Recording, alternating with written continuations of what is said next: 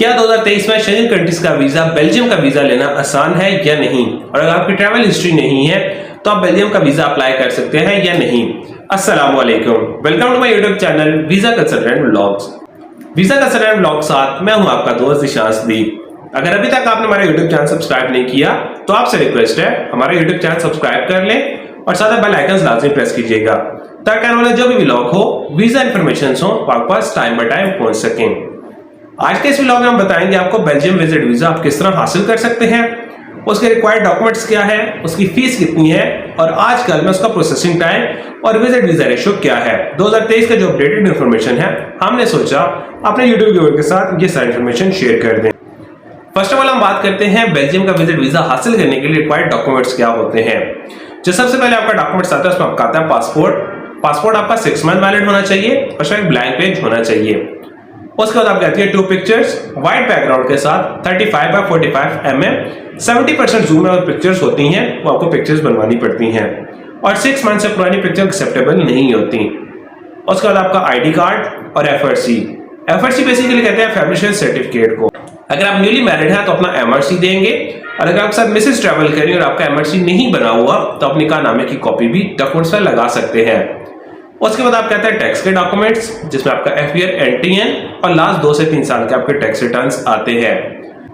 Tax returns के बाद आपके पासपोर्ट कॉपीज, पासपोर्ट का फर्स्ट पेज, सेकंड पेज और ऑल यूज पेजेस की कॉपीज लगानी होती है, या तो जिसके ऊपर वीजा स्टिकर हुए हैं या इमिग्रेशन एंड आउट की स्टैंप लगी हुई है उसमें आपको कॉपीज अटैच करनी पड़ती हैं A4 पेज साइज पर। क्योंकि जब भी आप किसी भी कंट्री का वीजा अप्लाई करते हैं तो जो इसका पैटर्न है, पेज का साइज है A4 साइज से जो कम पेज होता है वो एक्सेप्टेबल नहीं होता।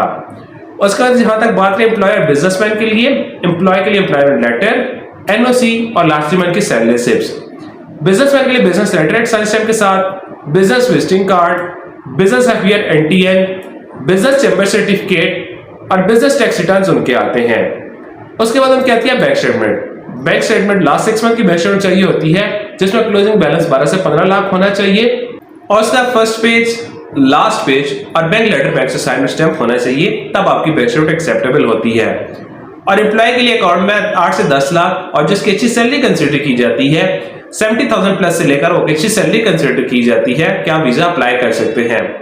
अगर आपकी ट्रैवल हिस्ट्री है तो आप वीजा अप्लाई कर सकते हैं। अदरवाइज ये कि आप अपनी पहले ट्रैवल हिस्ट्री बनाए कोई 3 से 4 कंट्रीज की, उसके बाद आप शेंजन कंट्रीज का वीजा अप्लाई करें।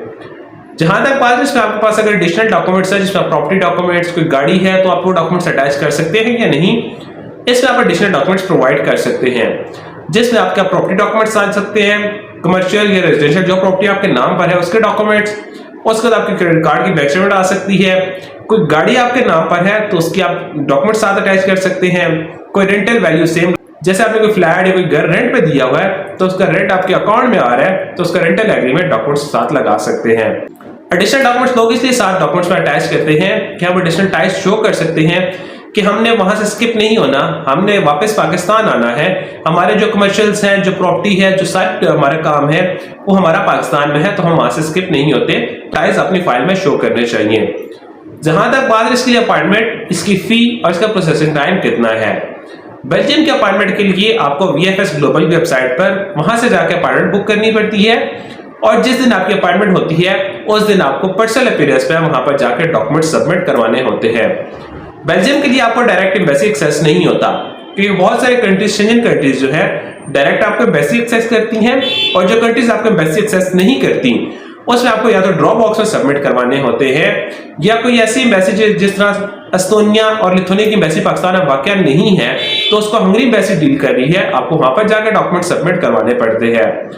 तो पर्सनल अपीयरेंस पे आपको जेरिस में जाकर डॉक्यूमेंट सबमिट करवाने पड़ते हैं।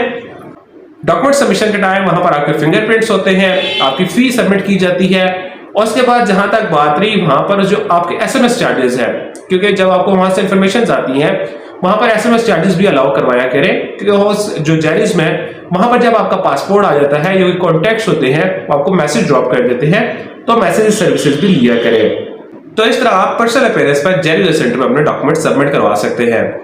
जहां तक बात है इसकी विजिट वीजा फी, बेल्जियम की जो विजिट वीजा फी है वो 80 यूरो विजिट वीजा फी है, वो आपको यूरोज में ही पेड करनी पड़ती है। PKR में भी आप पेड कर सकते थे पहले, लेकिन अभी अपडेटेड ये है कि वहां पर आपको PKR में नहीं यूरो में पेड करनी पड़ती है। 80 यूरो की विजिट वीजा फी है। उसके बाद इसकी बात आ रही है प्रोसेसिंग टाइम। बेल्जियम का जो वैसे नॉर्मल प्रोसेसिंग टाइम है 3 to 4 वीक्स उसका प्रोसेसिंग टाइम है। इसका प्रोसेसिंग टाइम चेंज नहीं हुआ, लोग वीजा अप्लाई कर रहे हैं, लेकिन 3 से 4 हफ्ते में उसका डिसीजन हो जाता है।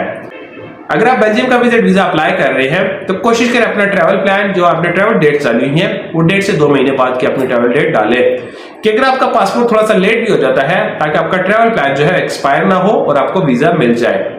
और जहां तक बात है इसके लिए अप्रूव्ड वैक्सीनेशन, किसी भी कंट्री के लिए अप्रूव्ड वैक्सीनेशन होती है WHO से जो अप्रूव्ड वैक्सीनेशन जिसमें आपकी फाइजर, मेड्रोना, एस्ट्राजेनेका, साइनोफार्म और साइनोवैक वैक्सीनेशन शामिल है।